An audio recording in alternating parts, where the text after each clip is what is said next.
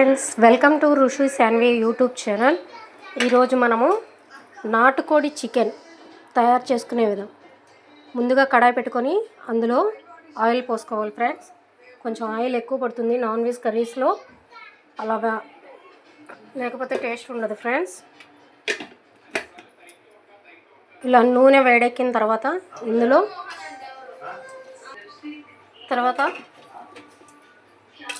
Onions,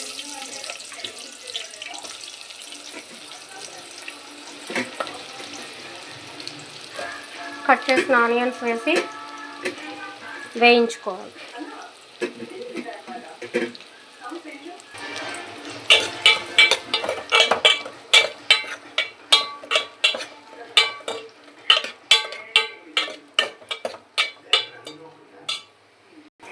ఇలా వేగిన తర్వాత కట్ చేసిన 4 పచ్చిమిర్చి ముక్కలు వేసుకొని వేయించుకోవాలి.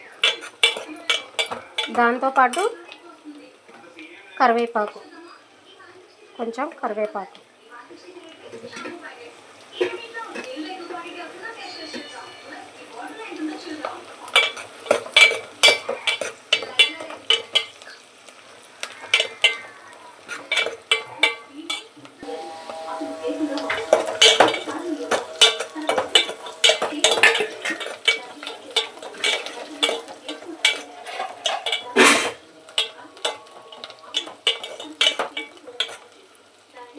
ఇలా వేగిన తర్వాత ఫ్రెష్గా నూరుకున్నటువంటి 2 స్పూన్స్ ఆఫ్ అల్లం వెల్లుల్లి పేస్ట్.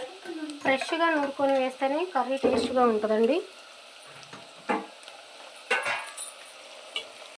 ఇలా పచ్చివాసన పోయేంత వరకు అల్లం వెల్లుల్లి పేస్ట్ వేయించుకొని తర్వాత కడిగినటువంటి చికెన్ వేసుకోవాలి. నాటుకోడి చికెన్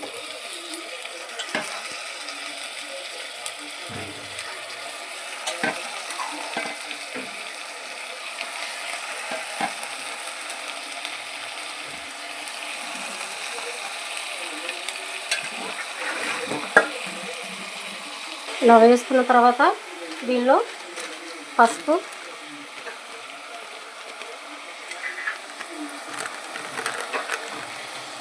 తర్వాత రుచికి తగినంత ఉప్పు,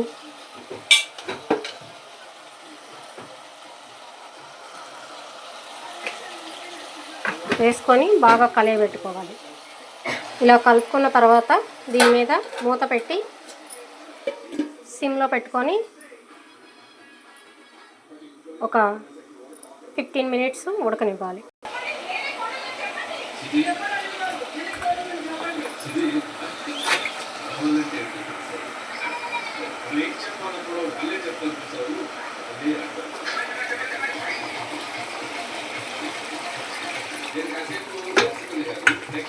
కొంచెం నాటుకోడి కదండి, కొంచెం వాటర్ ఎక్కువ పడతాయి, ఉడకడానికి టైం పట్టింది.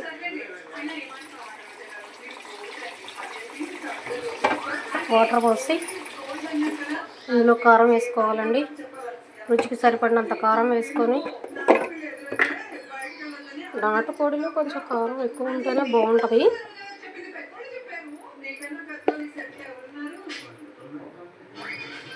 మా కారం కొంచెం తక్కువగా, మంట తక్కువగా ఉంటుంది, కలరింగ్ ఎక్కువగా ఉంటుంది, మంట తక్కువగా ఉంటుంది.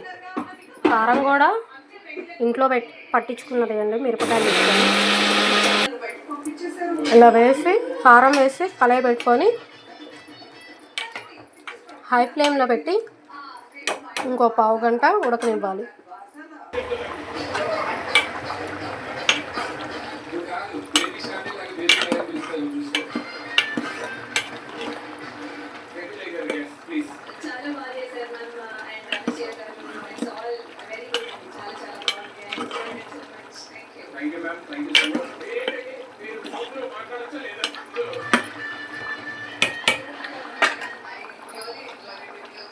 తర్వాత టమాటా ముక్కలు వేసుకోవాలి. కట్ చేసినటువంటి 2 మీడియం సైజ్ టమాటాలు తీసుకొని కట్ చేసి ఇందులో వేసుకోవాలి.